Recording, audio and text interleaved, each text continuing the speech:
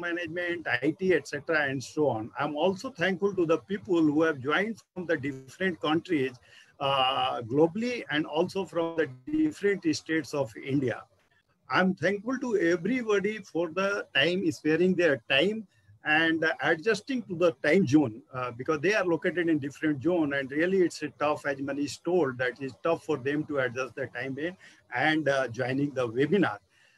In fact, it was the vision of, it is the vision of Dr. Jaiswalji, who asked that we have to get connected and bring all NRIs and NRBs to one platform and seek their engagement in the development and growth of Bihar.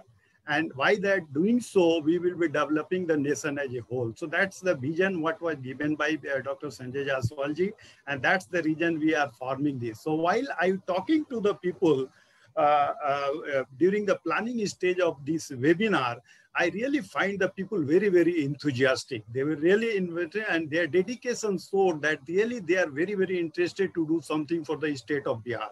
It was really fantastic, and we got a very positive vibes from each and every people when we spoke to them. So the objective of NRI and NRB is to facilitate the implementation of the ideas and the expertise shared by you people, because we seek many ideas are there, but the only thing is that we will facilitate how these are things to the implementation, because implementation is equally important than the planning.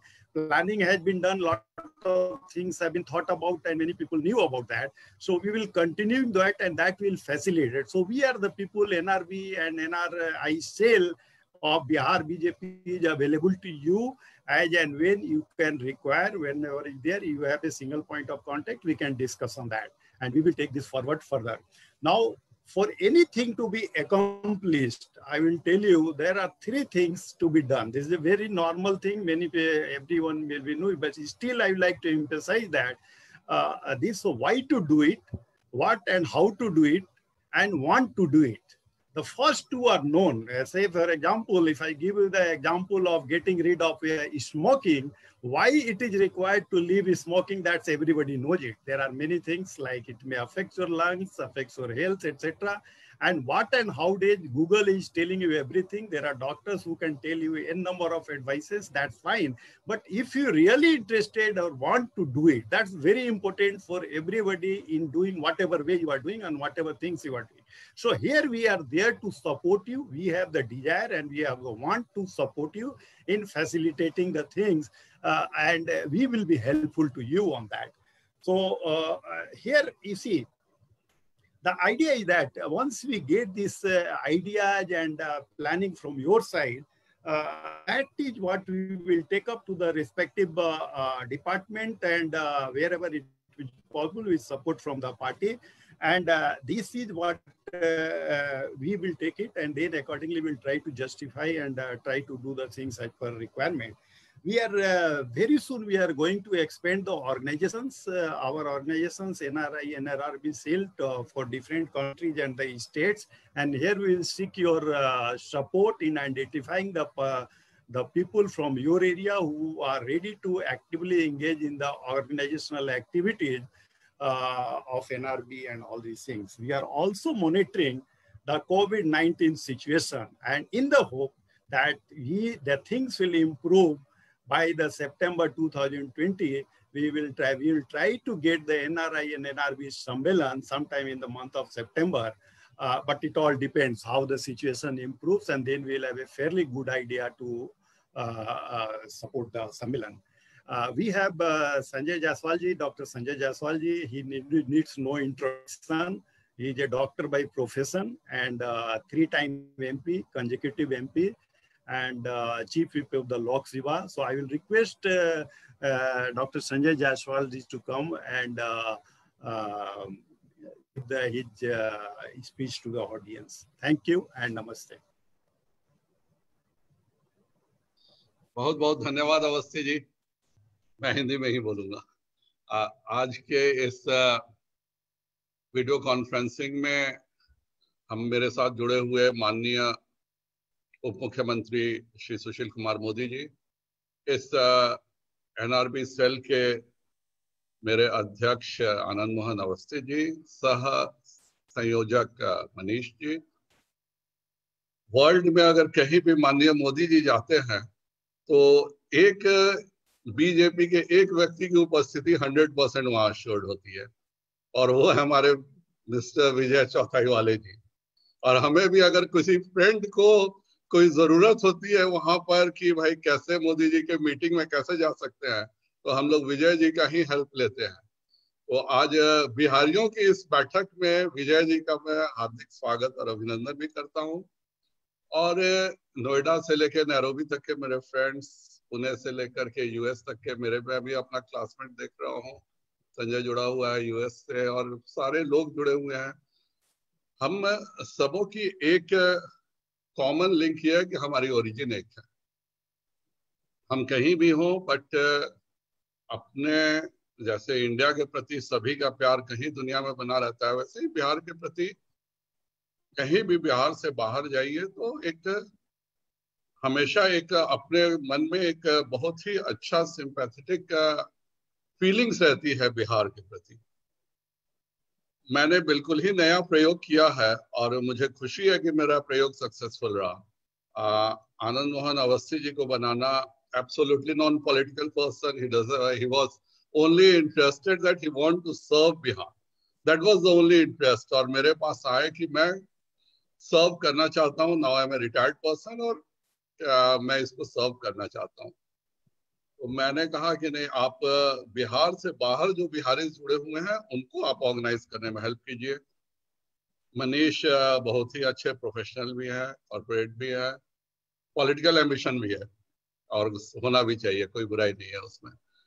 और ये एक अच्छा combination है। Manish regular Bihar से जुड़े रहते हैं, Bihar positive करके एक बहुत ही अच्छा ये फोरम भी चलाते हैं, और जो नॉन रेजिडेंट बिहारीज हैं उनको जोड़ते भी हैं। इस मीटिंग का मेरा मुख्य उद्देश्य था कि हम लोग लाइफ में हमेशा हीरोज को खोजते हैं। आज भी अगर इतने लोगों को कोरोना हो रहा था, कोई चिंतित नहीं था। आज अमिताभ बच्चन को कोरोना हुआ है तो इंडिया के किसी भी न्यूज चैनल्स में एक्सेप्ट अमिताभ बच्चन किसी की चर्चा नहीं हो रही है। तो मेरा जो ये थॉट था कि भाई हमारा हीरो कौन है, हमारे विलेज का हीरो कौन है, हमारे टाउन का हीरो कौन है, हमारा उस वार्ड का हीरो कौन है। और मुझे लगा कि आप सब जो जुड़े हुए हैं, आप सब बिहार के रियल हीरो हैं। क्योंकि बिहार में अगर कोई पंजाबी बाहर जाता है तो उसे बहुत शान से खुद भी बोलते हैं और बहुत शान से अपने बारे में बताता भी है। पर अनफॉर्चुनेटली बिहार का प्रवासी का मतलब है कि रिक्शा टांगा से चला आ रहा हो, गरीब आदमी किसी तरह ट्रक से। ये एक परसेप्शन हो गया है, और इतना बड़ा डायस्पोरा है। अगर आप बेंगलोर पुणे चले जाइए सॉफ्टवेयर इंडस्ट्री से लेके, और मेरे ही बैच के लगभग 40 से डॉक्टर्स हैं, अभी 2-4 जुड़े भी हुए हैं जो यूएस में आज के डेट में एक सबसे टॉप एंड पर है, पर इसकी चर्चा कोई नहीं करता। बिहार प्रवासी मतलब कोई मजदूर टाइप व्यक्ति जो चला आ रहा है। इसीलिए मुझको इस फोरम बनाने का उद्देश्य था कि आप सब अपने अपने एरिया के हीरो हैं। आज का यूथ, आपके मोहल्ले का यूथ आज भी आपको इंस्पायर करता होगा, आपको पता भी नहीं होगा, पर आपके मोहल्ले में आप ही उसके हीरो होंगे कि देखो हमारे यहाँ का लड़का था, पढ़ता था, आज यूएस में जाके ऐसे कर रहा है, दुबई में जाके वैसे कर रहा है, सिंगापुर में ये कर रहा है। सो रियल वर्ल्ड हीरो आप सब हैं, अपने अपने इलाके के, अपने अपने शहर के, अपने अपने गांवों के। मेरा यह प्रयास है कि हम लोगों ने 15 इयर्स में बहुत कुछ किया है, यह भी एक फैक्ट है। पर अब मैनहट्टन में भी आज भी यूएस में जो हो रहा है वो इलेक्शंस, यूएस का अगर आप इलेक्शन का देखिए तो पहला जो टॉपिक है यूएस इलेक्शन का वो एम्प्लॉयमेंट है, सेकंड जो है वो डेवलपमेंट है। तो ये दोनों जो चीजें हैं ये लाइफ लॉन्ग चलने वाली हैं, इसका कोई एंड नहीं है, ये सब हमेशा चलते ही रहेगा, इलेक्शंस इस पे भी होते रहेंगे। लेकिन जो हमने किया है उसका भी चर्चा है। बहुत सारी चीजें हैं जो हम नहीं कर पाए, और बहुत सारी ऐसी भी चीजें हैं जो हम करना चाहते थे या करना चाहिए था पर नहीं कर पाए। तो मुझे लगा कि ये एक फोरम से हमें ऑनेस्ट फीडबैक मिलेगा। आप सब बिहार के वेल विशर्स हैं, आप सबों से जो फीडबैक मिलेगा उससे हम लोग अपना आगे बढ़ने में कि ठीक है आज बिजली हो गई, पानी हो गई, सड़क हो गई, नाउ व्हाट, इसका एक मुद्दा बिहार में रहने वाला है। और जो हमारे यूथ है वो एस्पायर करते हैं। हम आज से जो 25 ईयर्स से प्लस हैं वो तो बेचारे ज्यादा एस्पायर नहीं करते हैं, क्योंकि उन्होंने वो बिहार देखा है।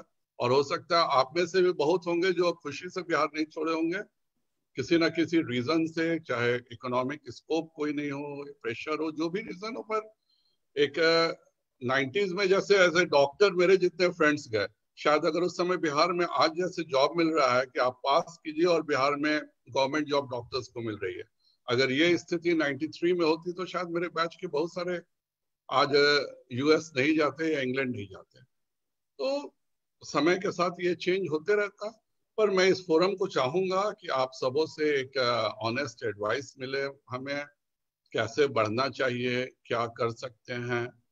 माननीय मोदी जी ने अभी 20 लाख का पैकेज दिया है, आप सबों से भी मेरी उम्मीद है कि क्या आप आपके एरिया में उसको कैसे आप कुछ लोगों को 4-5 बच्चों को ही अडॉप्ट करके क्या आप गाइड कर सकते हैं कि आप लोग अपने, कि तुम हमारे मोहल्ले के लड़के हो, ये देखो इतनी अच्छी स्कीम है सेंट्रल गवर्नमेंट की, तुम लोग को हम लोग गाइड करते हैं, तुम लोग इसको अडॉप्ट करके और कुछ बिजनेस मॉडल स्टार्ट करो या कुछ करो। अपने स्तर से सब लोग करते हैं। मैंने भी अपने यहाँ बहुत सारे फार्म प्रोड्यूसर ऑर्गेनाइजेशंस बना करके कुछ करना चाहा। मैं डॉक्टर हूँ, कृषि से मेरा रिलेशन, इधर पर एज ए सांसद मैंने बनाया। वैसे ही आइडियाज आप लोगों के साथ रेगुलर इंटरेक्शन होता रहेगा तो बहुत आइडियाज मिलेगा। अभी तो 3 मंथ्स का इलेक्शंस है, उसके बाद हम लोग ज्यादा फ्री भी हो जाएंगे। और बिहार को 2020 के बाद कैसे लेके चलना है, उसमें आप सबों का भी रोल कैसे रहेगा, एडवाइजरी रहेगा। आप सब बिहार में क्या कर सकते हैं, कैसे आप अपने गांव में अपने ही 5 किसी बच्चों को कोई गवर्नमेंट से, बैंक से कुछ हेल्प करा के उनको इस्टेब्लिश कर सकते हैं। और बिहार को आगे क्या करना चाहिए इस पे भी आप एडवाइस कर सकते हैं। इसीलिए मैंने आज मीटिंग बुलाई थी। इतनी ही बातें आज मैं कहना चाहूंगा, पर आप सबों से हमेशा मैं मिलते रहूंगा। बहुत बहुत धन्यवाद।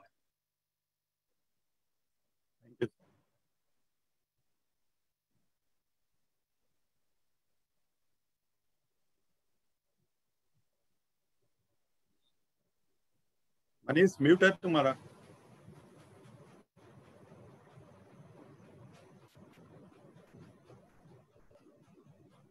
आनंद जी आप ही ले लीजिए, मनीष का अगर Manish, okay, I think Manish is on mute. So what I request now, we have with us Dr. Vijay Chauthaiwale ji. Vijay Chauthaiwale ji has been originally from the Nagpur. Manish, can you continue with Dr. Vijay Chauthaiwale? Yes. Sorry, वो मेरा host mute कर दिया था, हम unmute नहीं कर पा रहे थे। तो थैंक यू अध्यक्ष जी, डॉक्टर संजय जायसवाल जी। अनऑफिशियल एस्टिमेट से जहां तक हमारा इनिशियल स्टडी बताता है कि 3 से 4 करोड़ एनआरबीज हैं पूरे वर्ल्ड में। वो एक मेरे ख्याल से एक बहुत बड़ा नंबर है, और अगर हम लोग उनको जोड़ सकें तो बिहार और 12 करोड़ बिहारियों के साथ जो बिहार में रह रहे हैं उनके साथ जोड़ दें तो डेफिनेटली इनोवेशन का एक नया मुहिम स्टार्ट हो जाएगा। इसके साथ मैं डॉक्टर विजय चौथाईवाला जी को मंच में आमंत्रित करना चाहूंगा, जो फॉरेन अफेयर्स डिपार्टमेंट के इंचार्ज हैं नेशनल लेवल पे, बहुत ही सक्रिय व्यक्ति हैं, और इन्होंने पीएचडी किया है माइक्रोबायोलॉजी से, और पोस्ट डॉक्टरल यूएसए में 4 साल इन्होंने पोस्ट डॉक्टरल किया है, और अहमदाबाद में बहुत ऊंचे पद पे रहने के बाद पिछले 6 सालों से बीजेपी को अपना बहुत मूल्यवान योगदान दे रहे हैं। आप सर ये बताएं कि एनआरबीज बिहार को कैसे स्ट्रेंथन और कर सकता है, इसके बारे में अगर अपना विचार आप 5 मिनट में 6 मिनट में दे सके। धन्यवाद। धन्यवाद मनीष जी। मेरा सबको बहुत बहुत प्रणाम।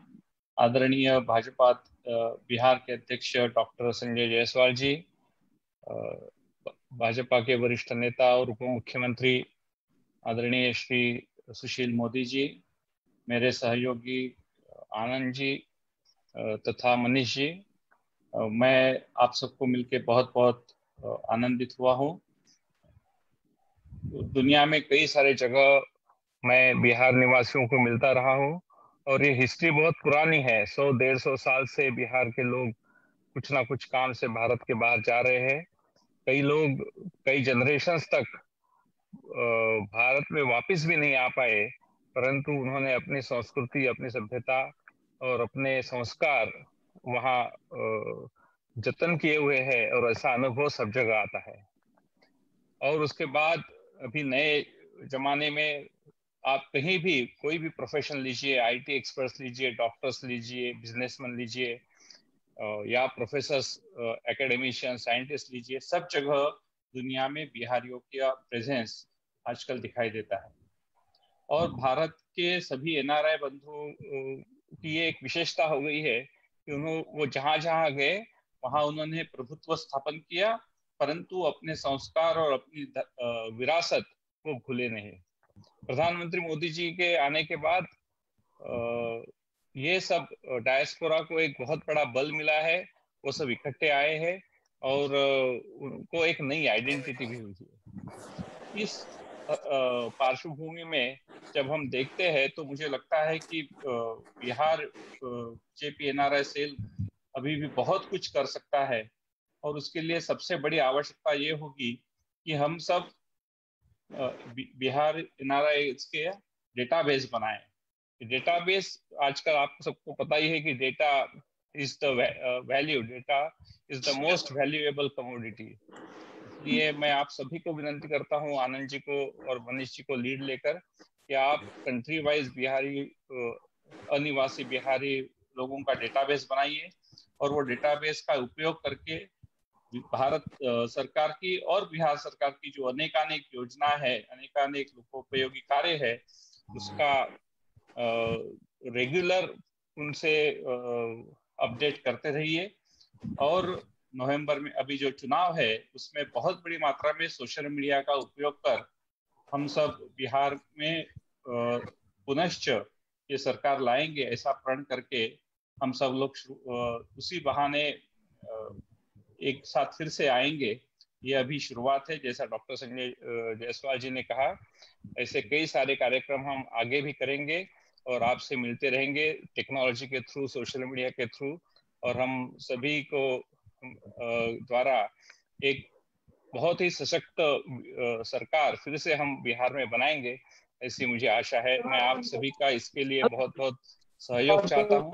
और जो भी इनिशिएटिव बिहार के एनआरआई सेल से लिया, बिहार बीजेपी के एनआरआई सेल से लिया जाएगा, उसको आप बहुत बहुत सहकार्य कीजिए और प्रोएक्टिवली काम कीजिए। इतनी मैं आपसे एक विनम्र प्रार्थना कर मेरा एक छोटा सा निवेदन समाप्त करता हूँ। नमस्कार।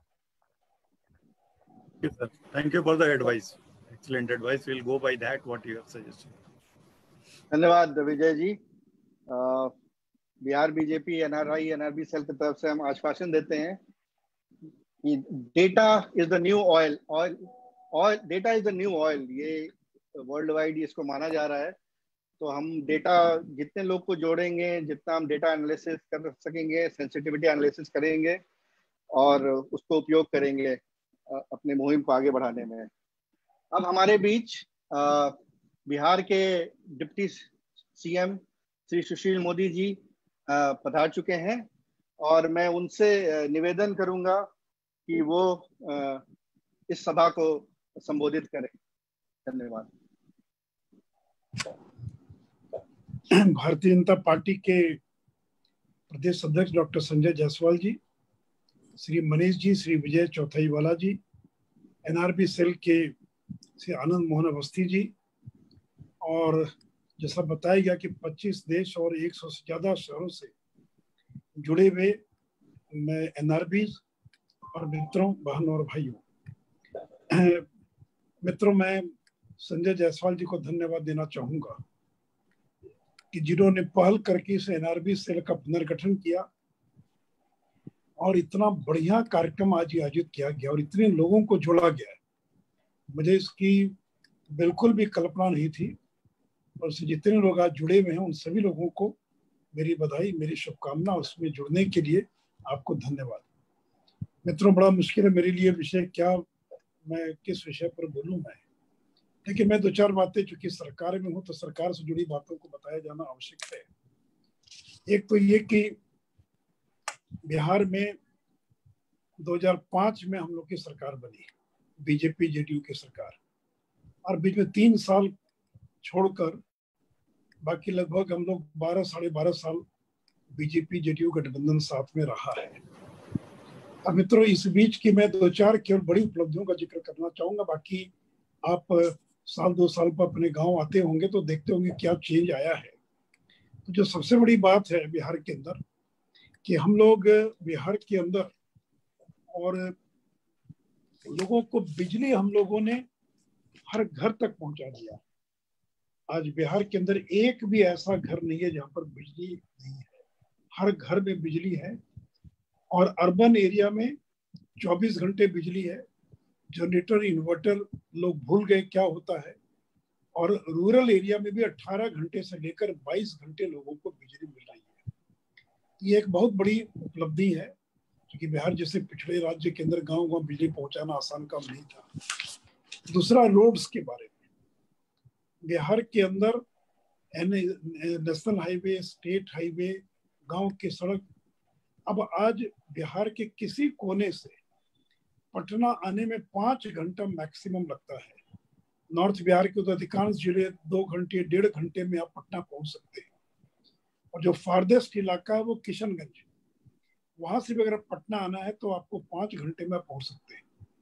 तो सड़कें इतनी अच्छी बनी, और ये केवल स्टेट और नेशनल हाईवे नहीं बना है, बल्कि गांव के भीतर की भी जो सड़क है, और मैं बताना चाहूंगा कि अब तक 94,000 किलोमीटर ये रूरल रोड कंप्लीट हो चुकी है। और आगे आने वाले 6 महीने के भीतर एक भी ऐसा गांव नहीं बचेगा जिसका 100 पॉपुलेशन है जो पक्की सड़क से उसकी कनेक्टिविटी नहीं हुई होगी। और बिहार देश का पहला राज्य होगा जिसमें गांव के अंदर, मैं कनेक्टिविटी की बात नहीं कर रहा हूँ, विलेज के अंदर जो गली और नली है उसके भी पक्कीकरण का काम चल रहा है। 80% काम पूरा हो गया। तो विलेज के अंदर भी अब आपको कीचड़ में और कादों में चलने की आवश्यकता नहीं पड़ेगी। Each and every lane and by lane जो गांव के, उसको भी पक्कीकरण का काम अंतिम चरण में है। मित्रों, मैं समझता हूँ कि किसी भी स्टेट के डेवलपमेंट में ये 2 चीजें बहुत महत्व रखती है। और तीसरा है ड्रिंकिंग वाटर। अभी तक आपको मालूम है कि ग्रामीण क्षेत्रों में चापाकल से पानी मिलता था, हैंडपंप से।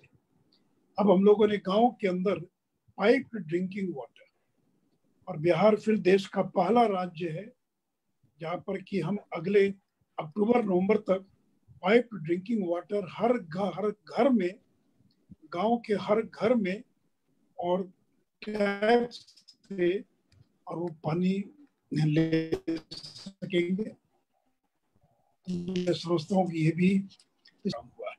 और दूसरा, मित्रों की डॉक्टर संजय जायसवाल और बहुत सारे डॉक्टर्स जुड़े हुए हैं, तो मैं आपको ये बताना चाहूंगा कि बिहार में आजादी के बाद एक भी नया मेडिकल कॉलेज नहीं खुला। ये एनएमसी, ये जो पीएमसीएच है, ये 1922-23 का अंग्रेजों के जमाने का है। दरभंगा मेडिकल कॉलेज ये आजादी के पहले का है। आरएमसीएच अब तो झारखंड में है। और ये जो एनएमसीएच, एसकेएमसीएच वगैरह जो हैं, ये प्राइवेट मेडिकल कॉलेज थे जिनको सरकार ने टेक ओवर कर लिया। तो आजादी के 58 साल के बाद में प्राइवेट सेक्टर में, ये गवर्नमेंट सेक्टर में एक भी नया मेडिकल कॉलेज नहीं खुला।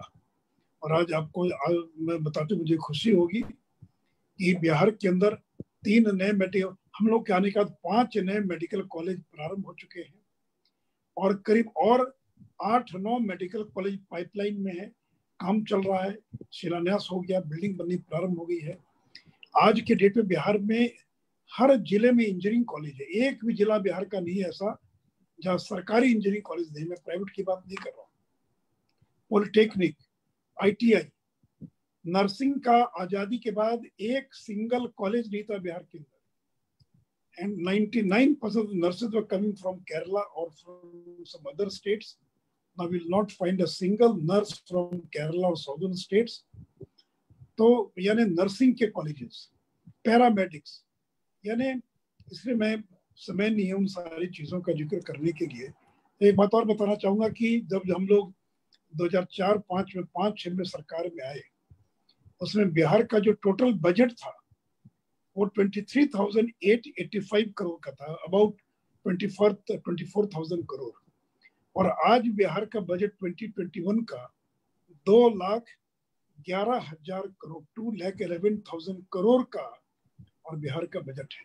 लेकिन मित्रों, बहुत काम हुआ है, लेकिन जब हम तुलना करते हैं तमिलनाडु से, केरला से, महाराष्ट्र से, तो लगता है कि हमारा बिहार बहुत पीछे है। और ये बात सही है कि हम बहुत उन राज्यों से पीछे हैं।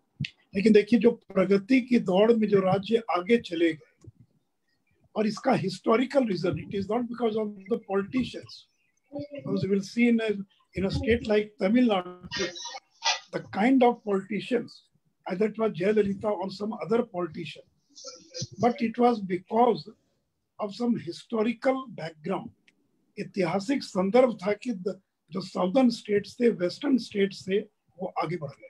मैं समय नहीं उसके बारे में बता, लेकिन ईस्टर्न इंडिया जो है, Bengal, Orissa, Bihar, eastern UP, Assam and north eastern states, ये हिस्टोरिकल रीजन्स के कारण ये स्टेट्स पीछे रह गए। इसलिए हम लोग प्रयास करें। एक और बात मैं कह दूं, बार बार इंडस्ट्री की बात आती है कि बिहार में रोजगार कैसे पैदा होगा, इंडस्ट्रीज आएगी तब रोजगार पैदा होगा। तो जब बिहार झारखंड एक स्टेट था, तो जो इंडस्ट्रियल पार्ट था वो झारखंड के एरिया में था। और आज का जो बिहार, यहाँ कभी उद्योग धंधे नहीं लगी, केवल श्री बाबू के समय में बरौनी में कुछ बड़े बड़े कारखाने लगे, लेकिन जो मेन इंडस्ट्रीज लगी वो झारखंड के इलाके में लगी। इस इलाके में कभी कोई बड़ी इंडस्ट्री बहुत नहीं लगी।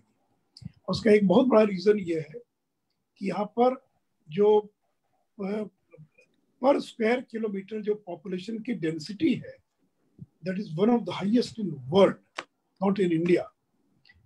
We have a density of population of 1103 according to 2011 census, यानी 1103 लोग एक स्क्वायर किलोमीटर में बिहार के अंदर 2011 में थे। आज तो यह आंकड़ा बढ़कर हो गया होगा 1300-1400, और जबकि ऑल इंडिया का एवरेज है 383 या बिलो 400। तो एक तो पॉपुलेशन की डेंसिटी बहुत ज्यादा है, और लैंड बहुत फर्टाइल है, और जो लैंड होल्डिंग है that is less than 1 hectare. तो अगर इसे लैंड एक्वायर करना, ये बहुत बड़ा चैलेंज है कि जमीन इतनी फर्टाइल है, और कोई इंडस्ट्री वाला आता कहता कि हमको 100 एकड़ जमीन चाहिए, 200 एकड़ जमीन चाहिए। तो तेलंगाना, महाराष्ट्र, बाकी राज्यों के लिए, गुजरात के लिए जमीन देना आसान है, उनके यहाँ बैरन लैंड बहुत बड़ी मात्रा में है। लेकिन बिहार के अंदर फर्टाइल लैंड है, स्मॉल लैंड होल्डिंग है, और इसलिए हमारे सारे प्रयास के बावजूद हम कोई बड़ी इंडस्ट्री बिहार में नहीं ला पाए। दूसरे मित्रों, जो एनआरबीज जुड़े हुए हैं, मैं उनसे आग्रह करूंगा कि देखिए, आइडियाज की कमी नहीं है। जो आदमी आता है एक आइडिया दे देता है, अरे भाई तो इंटरनेट का जमाना है, पूरी दुनिया में क्या हो रहा है वो सारे आइडियाज तो सब जानते हैं, मैं भी जानता हूँ, आप भी जानते हैं। सवाल तो उस आइडिया को बिहार के स्पेसिफिक कंडीशन में कैसे इम्प्लीमेंट किया जाए, ये सबसे बड़ी चुनौती है। तो लोग आते हैं मिलने के लिए, सिंगापुर में ऐसा हो रहा है, साउथ कोरिया में ऐसा हो रहा है, कैलिफोर्निया में ऐसा हो रहा है, बिहार में क्या करना है? अरे भाई, कैलिफोर्निया, सिंगापुर और दुबई और बाकी, और बिहार के अंदर, इंडिया के अंदर भी जो डिफरेंट स्टेट्स के अंदर जो सारी स्थिति है, इसलिए एक तो मैं सारे एनआरबी से आग्रह करूंगा कि जो बिहार के कंटेक्स्ट में, बिहार की जो सिचुएशन है, उसमें आइडिया को कैसे इम्प्लीमेंट किया जाए, इसमें आपके सुझाव चाहिए। दूसरी बात ये कि ये जो एनआरबी सेल बना हुआ है, उसी प्रकार बिहार सरकार ने भी एक बिहार फाउंडेशन करके बनाया हुआ है, और अभी करीब 20 कंट्रीज में उसके फोरम काम करते हैं। और तो ये जो बिहार फाउंडेशन है, ये नॉन रेजिडेंट बिहारीज को बिहार गवर्नमेंट के साथ जोड़ने का एक फोरम है, और जो बहुत इफेक्टिव तरीके से, और हिंदुस्तान के लगभग सभी राज्यों के अंदर और देश की, दुनिया के और 2 दर्जन से ज्यादा देशों में ऑपरेट कर रहा है। तो मैं चाहूंगा कि आप बिहार फाउंडेशन के वेबसाइट पर जाकर अपना रजिस्ट्रेशन भी करा सकते हैं। और मैं चाहूंगा कि बीजेपी का जो एनआरबी सेल है, इसके माध्यम से आप अगले ये इलेक्शन आने वाला 2-3 महीने के बाद इलेक्शंस होंगे, तो बीजेपी अपने मैनिफेस्टो के अंदर किन बातों को शामिल कर सके, आप उसके संबंध में सुझाव अवस्थी जी को अगर देंगे तो हमारे लिए फीडबैक का काम करेगा। अभी तुरंत एक और छोटी सी बात कि आप एनआरबीज हैं दुनिया के अंदर अलग अलग फैले हुए, तो आप अपने गांव के लिए क्या कर सकते हैं?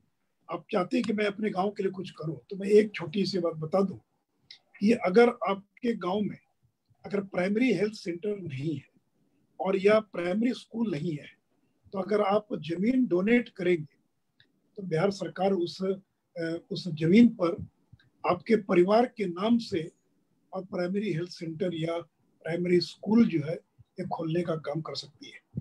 तो मित्रों, मुझे बड़ा गर्व है कि दुनिया भर में जाकर बिहार के लोगों ने हिंदुस्तान का नाम रोशन किया है और आज भी लोगों ने अपनी संस्कृति को लोग भूले नहीं है।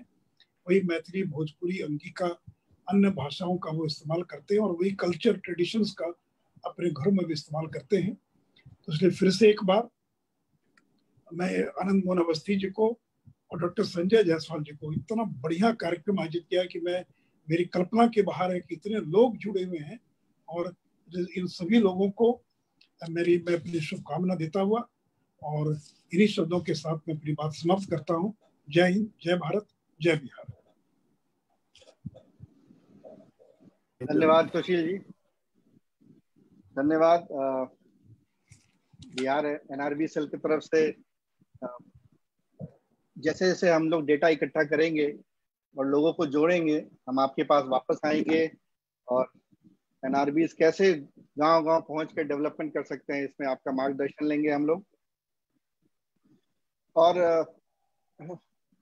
घर घर में, बिहार के घर घर में छोटे छोटे इंडस्ट्रीज कैसे खुल सकते हैं ये, और या सर्विस इंडस्ट्री पटना जैसे टाउन में, ये इसके लिए बहुत ज्यादा इन्वेस्टमेंट नहीं चाहिए। इसके लिए मैं एनआरबी से अनुरोध करूंगा कि आप लोग इसके बारे में सोचें। हमेशा बहुत बड़ा प्लान सक्सेसफुल नहीं होता, लेकिन छोटा छोटा प्लान भी अगर हम लोग स्टार्ट करें उसको इम्प्लीमेंट करना, तो शायद उससे एक सकारात्मक माहौल एक बिहार के अंदर एक बढ़ेगा और बहुत लोग जुड़ते जाएंगे उसके साथ। तो कार्यक्रम आगे बढ़ाते हुए अब हमारा समय क्वेश्चन आंसर का है। और कल हमने सारे लोगों से क्वेश्चन आंसर जिसको करना था, हमने उनसे सुझाव मांगा था और काफी क्वेश्चंस आए थे। तो हम लोग कोशिश करेंगे कि आप ये क्वेश्चन डायरेक्टली पूछिए और अगर इसमें अगर कुछ दिक्कत आएगी तो हम वो क्वेश्चन आपकी तरफ से पूछने का कोशिश करेंगे। तो अरविंद कुमार दुबे जी जो यूएई से हैं, क्या वो इस सभा को ज्वाइन किए हैं? इनको अनम्यूट करवा लो मनीष, आई थिंक इनको अनम्यूट किया जाए और अगर आप अपना सवाल पूछें। अश्विनी कुमार दुबे जी, शायद वो म्यूट पे होंगे, तो उनका सवाल, ये सवाल मैं संजय जी को करता हूं। उनका जो क्वेश्चन है, ये काफी एक्साइटेड है और उनको लगता है कि एक अच्छा अपॉर्चुनिटी है बिहार अपने मातृभूमि की सेवा करने के लिए। उनका क्वेश्चन है, do we have any existing SEZ और any plan for SEZ?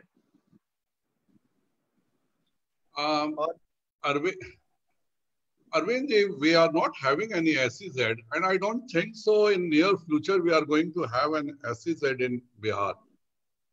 You have heard our Honorable Deputy Chief Minister's statement.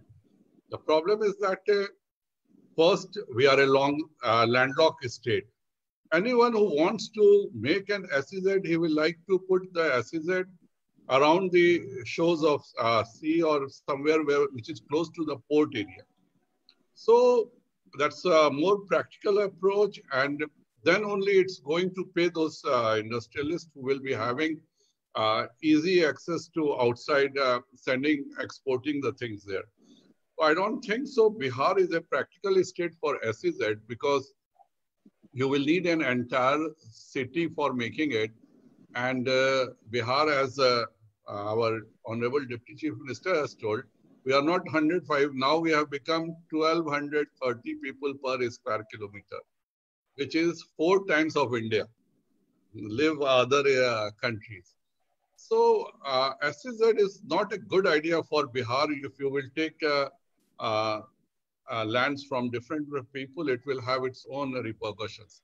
So it's a better idea to concentrate on MSMEs, on small industries, on the area which we specialize, like farming. We can cultivate better than what Punjab and Haryana is doing today. So it's always a better idea to plan MSMEs or micro industries rather than bringing an SEZ. Landlocked state is not going to give any advantage to SEZ. धन्यवाद। अगला question Ravi Ranjan जी का है, Houston से, Houston Texas USA से। इनका question है, what are the top 3 areas where NRBs can contribute. ये सवाल या तो संजय जायसवाल जी या सुशील मोदी जी, आपसे आग्रह है। What is the strategic thinking from BJP leadership, इनका ये सवाल है।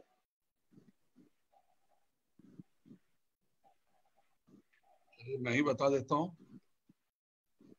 वो चीजें हैं जो कर सकते हैं। एक आत्मनिर्भर भारत में इतना बड़ा पैकेज मिला है, अगर आप कोई भी अगर सोचते हो कि अपने रूट्स में भी कुछ इंडस्ट्री लगाना चाहिए या कुछ करना चाहिए, तो दिस इज राइट टाइम।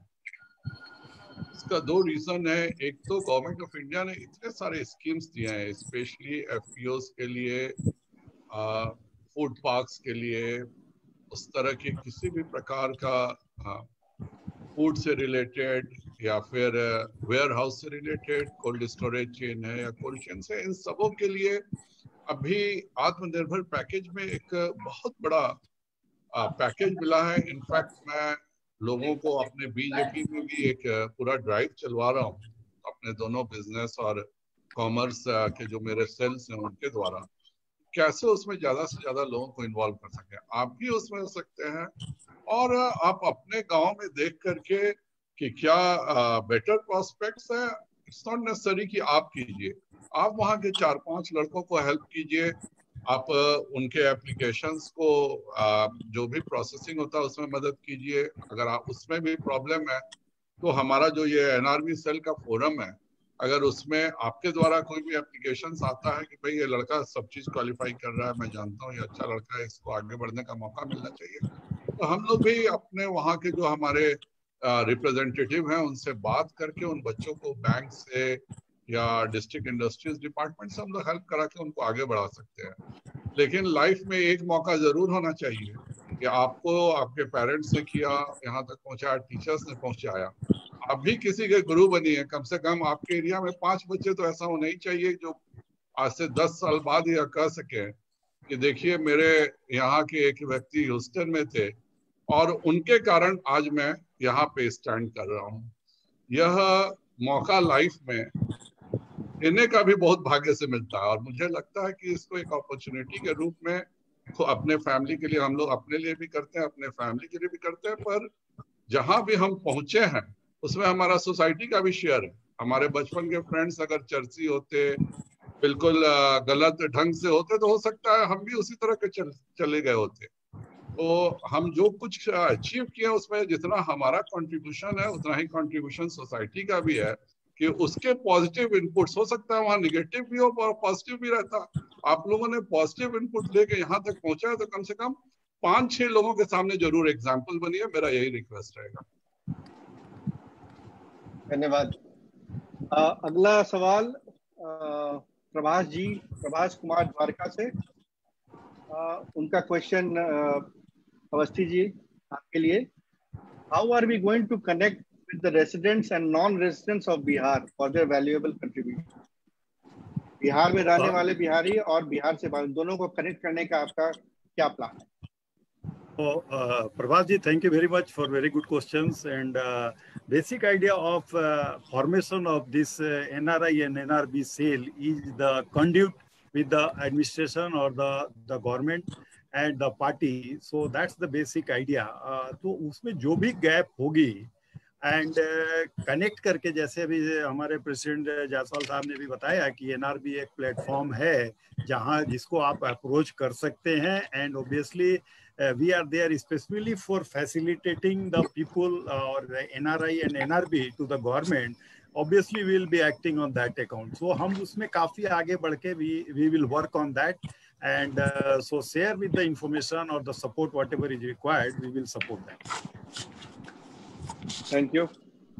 अगला सवाल है मिस्टर अरविंद प्रसाद यादव, ये president Bihari welfare association of Meghalaya.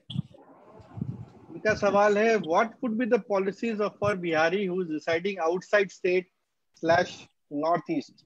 North east में रहने वाले बिहारियों के लिए क्या कोई ऐसा पॉलिसी है बिहार के अंदर?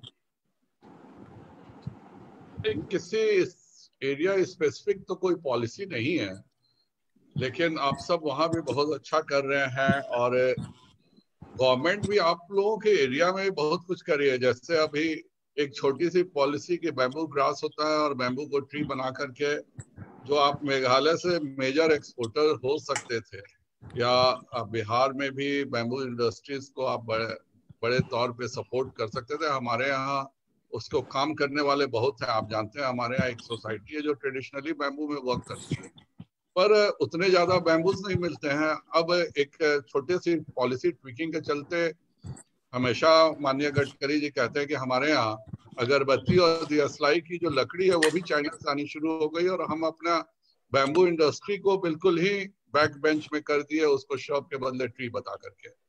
तो उस ढंग से आप जो बैम्बू आपके यहाँ बहुत ज्यादा है, बैम्बू बिहार में काम करने वाले हैं, तो इसको कैसे हम इंडस्ट्रीज में यूज कर सकें, कैसे जो हमारा जो कुटीर उद्योग है, चाहे वो मैच स्टिक्स का हो, अगरबत्ती का हो, बैम्बूज के डिफरेंट फर्नीचर्स के हो, इस तरह से आप बिहार के जो ट्रेडिशनल काम करने वाले हैं उनके साथ एक कोऑर्डिनेट करके आप बहुत ही अच्छा एक बिजनेस मॉडल बना सकते हैं, जिसमें मेघालय साइड से बैम्बूज है और बिहार में उसका फर्नीचर या दूसरे जगह यूज हो और आगे चले। इस तरह का आइडिया कर सकते हैं। धन्यवाद। अगला क्वेश्चन टीवी सिन्हा मुंबई से है। इनका क्वेश्चन टूरिज्म के ऊपर है। Given the growing relationship between India and the Buddhist countries Japan, Vietnam, Thailand, Myanmar, Sri Lanka and South Korea, any plans to develop religious tourism? बहुत बड़े स्तर पे है। मैं आपको बता दूं 2005 से पहले एक साल में लेस देन 15,000 टूरिस्ट आते थे गया में, और आज वो संख्या 1 मिलियन पार कर चुकी है। और बिहार गवर्नमेंट भी इस पर बहुत ज्यादा ध्यान देती है। आपको क्या पता मालूम है कि नहीं, पर अभी गया से हमारी कनेक्टिविटी सिंगापुर के लिए है, साउथ कोरिया से चार्टर्ड प्लेन्स आती हैं, बैंकॉक से हमारी कनेक्टिविटी है। अभी एक और कुशीनगर में हमारा इंटरनेशनल एयरपोर्ट लगभग रेडी है और इस ईयर एंड में चला जाएगा, बन जाएगा। तो ये कुशीनगर से जो हमारा नंदनगढ़ है, उसके बाद केसरिया है, वैशाली है, और गया फिर एक अनदर इंटरनेशनल फ्लाइट डेस्टिनेशन, इसका एक सेकंड जंप मिलेगा। आप सब कभी आके देखिए, आज 5 स्टार होटल्स गया में भी हैं, वैशाली में भी अच्छे होटल्स खुल चुके हैं। और ये मैं बिहार गवर्नमेंट का सिंसियरली थैंक्स करता हूँ कि जितना बढ़िया इन लोगों ने व्यवस्था किया है। और अब हम 4 लेन से गया कि एक ही चीज था कि पटना से कनेक्टिविटी वाज वेरी पुअर। अभी भी डबल लेन रोड्स थी, पर अभी 4 लेन रोड्स का भी हो गया है, नए ब्रिजेस बन रहे हैं पटना में।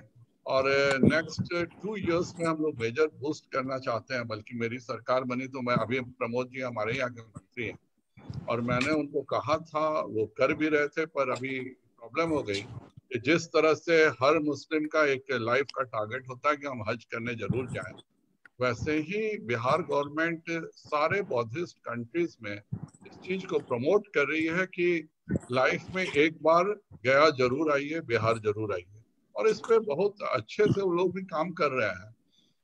We need more infrastructure, and those people who are interested in this field, I think they need to come and invest in Bihar.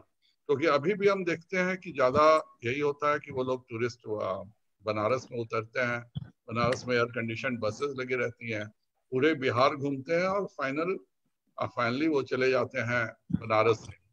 अभी पटना में भी हम सेकंड एयरपोर्ट डेवलप कर रहे हैं, दरभंगा का भी एयरपोर्ट कंप्लीशन पर है, और बोध गया में भी इंटरनेशनल फ्लाइट्स के हो जाने से ये पूरा अच्छा सेटअप है। Now you all need to come first before we call all the Buddhist people. जी, और उनका सवाल ये भी है कि क्या जैन टूरिस्ट को भी हम लोग टारगेट कर रहे हैं? जैन कर रहे हैं। जैन टूरिस्ट तो इंडिया से रहते हैं और वो एक बहुत बड़े ग्रुप में आते भी हैं। पहले पार्श्वनाथ जाने के नाम से लोग नहीं आते थे, जितने भी चौपारण हो, पार्श्वनाथ हो, उन सबों को पहले जाने में हमारे गुजरात से, महाराष्ट्र से लोग बहुत घबराते थे। मैंने वो भी टाइम देखा है, बल्कि मेरे जो बैचमेंट्स जुड़े हैं सबों को याद नहीं होगा कि क्या समय हम लोगों ने देखा है। पर आज उस टूरिज्म में कमी नहीं है और फैसिलिटीज की जरूरत है, और मुझे लगता है कि बिहार बिल्कुल रेडी है। लॉ एंड ऑर्डर आज की डेट में कोई इश्यू नहीं है, और इंफ्रास्ट्रक्चर भी जो रोड्स का, ट्रेन का, सब अच्छा। अभी आपको पता है या नहीं, अभी हम गया से 9 आवर्स में माननीय पीयूष गोयल जी ट्रेन चलाने जा रहे हैं, जो सिर्फ 9 आवर्स में अब दिल्ली पहुंचाएगा, पटना और गया से। हम एक अच्छा इंफ्रास्ट्रक्चर भी कर रहे हैं, कंटेनर्स के लिए भी डेडिकेटेड फ्रेट कॉरिडोर भी हमारा गया होकर के ही जा रहा है। इसको लेके मुझे चांसेस है कि टूरिज्म में वी नीड मोर इन्वेस्टमेंट। दिक्कत क्या है कि थोड़ा सा बाहर जो बिहारी है वो भी स्केप्टिकल है। अभी ये जो पूरा कोरोना एपिसोड हुआ था तो बेतिया में हम लोगों ने एक बहुत अच्छा प्रयोग किया है कि सूरत एरिया में जो पेवर्स बनाते थे, उन चूंकि सारे मिस्त्री हमारे यहाँ के थे, तो हम लोगों ने उनको बुलाया, सबों को दिखाया, जगह भी हम दे रहे हैं, और वो पेवर्स के लिए जो कि वो गुजरात सप्लाई करें। वैसे एक पूरा 22 इंडस्ट्रीज का ग्रुप मैंने बेतिया में आए थे अभी, तो हम लोगों ने, मेरे डिस्ट्रिक्ट मजिस्ट्रेट ने सबों को लैंड का भी ऑफर किया, तो हम लोग एक पूरा इंफ्रास्ट्रक्चर देने को तैयार है। But we need good people and good example to come here. अब उसी में कोई एक स्केप्टिकल हो जाता है। यूपी से वो लोग बाई रोड सूरत से आए थे, यूपी गए तो उन लोगों को किसी ने यूपी में ही समझा दिया, कहाँ बिहार जाने को सोच रहे हैं, बिहार में कुछ नहीं बदला है, और अभी तो बोल रहे हैं सब बिहार में, बाद में आपका सारा चीज छीन लेंगे। तो ये एक जो परसेप्शन है, जबकि बिहार में वो खुद बेचारे इतने खुश थे डिस्ट्रिक्ट मजिस्ट्रेट से मिल करके, सारी उनकी फैसिलिटीज, क्योंकि सारा लेबर उनका यहाँ पे है, तो नेचुरली यहाँ बनाएंगे तो उनको ज्यादा चीप पड़ेगा। पर हम लोग कंटिन्यूअस ट्राई कर रहे हैं, but we need that you all should be our investors, कि जो अगर कोई बिहार में आके इन्वेस्ट करना चाहता है, तो आप सबों के द्वारा भी एक ये बताना चाहिए कि नहीं, Bihar is a good point two invest. And मैं सिंसियरली कह रहा हूँ, मैं बहुत सालों से पूरे इंडिया को फॉलो कर रहा हूँ। अभी बिहार जितना पीसफुल है वो मेरे सोच से भी ज्यादा अच्छा। और केवल मैं अपने चंपारण की बात करूं तो we were having 245 dacoit gangs, proper dacoit gangs till 2005। आज के डेट में एक सिंगल क्रिमिनल गैंग पूरे मेरे डिस्ट्रिक्ट में नहीं है। That shows how we have changed. धन्यवाद। आई थिंक हमारे पास सवाल और हैं, लेकिन समय की अभाव है। 1 मिनट बचा है हमारे पास, तो अब हम लोग कार्यक्रम के अंत में पहुंच गए हैं। एक चीज मैं बताना चाहूंगा, जितना डेटा हमारे पास आया था उसका हमने एक सेंसिटिविटी एनालिसिस किया था, एडवांस एनालिटिक्स, और बहुत इंटरेस्टिंग फैक्ट्स निकल के आया। जितने लोग रजिस्टर किए थे, 60% ऑफ द पार्टिसिपेंट्स 30 से 50 साल के बीच में थे। इसका मतलब एनआरबीज, जो नेक्स्ट जनरेशन एनआरबीज भी हैं, वो भी बिहार से बहुत जुड़े हुए हैं। ये एक बहुत अच्छा संकेत है हमारे लिए। In fact 85% of the participants Bihar एक बार जरूर आते हैं। तो जो टूरिज्म की बात है, जो अपने घर आते हैं, इससे बिहार को, टूरिज्म को मनोबल मिलता है। और 87% of the participants have shown keenness to participate in growth of Bihar. जितने लोग रजिस्टर किए, 87% of the people want to participate. उनको एक रास्ता चाहिए, जरिया चाहिए, और एक इंकरेजमेंट चाहिए, जो हम लोग उसके ऊपर हम लोग काम करेंगे। इनफैक्ट 83 इयर्स के भी एक बिहार के व्यक्ति हैं जो बिहार के लिए काम करना चाहते हैं, जो बिहार के बाहर हैं। ये बहुत ही सराहनीय है। इसके साथ मैं और सवाल तो अब हम लोग नहीं ले सकते हैं, जो हमारे पास काफी मैसेज आ रहे हैं जबकि, बट समय के अभाव से इस कार्यक्रम को अब हम लोग यहीं समाप्त करेंगे। सभी को बहुत बहुत धन्यवाद। विजय जी को विशेष धन्यवाद है, विजय जी को विशेष धन्यवाद है। विजय जी के इससे जुड़ने से हम लोगों को भी बहुत बल मिला है। और एक तो सबसे अच्छी बात हुई है कि 87% लोग आने को बिहार उत्सुक है, तो it's real great thing. We will see that आपका सेल कुछ दिन में हम लोग एनआरआई इन्वेस्टर सेल भी बना देंगे और उसमें काफी लोग इन्वेस्टमेंट के लिए भी रेडी है। हमारे डेटा के हिसाब से लोग इन्वेस्टमेंट भी करना चाहते हैं। तो मैं धन्यवाद देता हूँ सुशील मोदी जी को, जिन्होंने इस समय निकाल कर आकर हमारा मनोबल बढ़ाया, हमारे अध्यक्ष संजय जायसवाल जी को, विजय जी को, आप आए हमारे, और हम लोग को कैसे हम लोग ऑर्गेनाइज हो रहे हैं, किस तरह हम लोग इसको आगे बढ़ाना चाहते हैं। हम आपको बीच बीच में तंग करेंगे, आपसे एडवाइस लेते रहेंगे। हमारे अवस्थी जी जो कन्वेनर हैं, जिनके मार्गदर्शन से हम लोग ये पूरा प्रोग्राम ऑर्गेनाइज किए, उनका मैं धन्यवाद देता हूं। और आप सभी को कार्यक्रम में 260 लोग के आसपास आए पूरे विश्व से। कार्यक्रम अच्छा सक्सेसफुल रहा और हम लोग इसको आगे बढ़ाएंगे, इसी वादे के साथ हम लोग साइन ऑफ करते हैं। जय बिहार, जय भारत। नमस्ते, सभी को बहुत बहुत धन्यवाद। नमस्ते।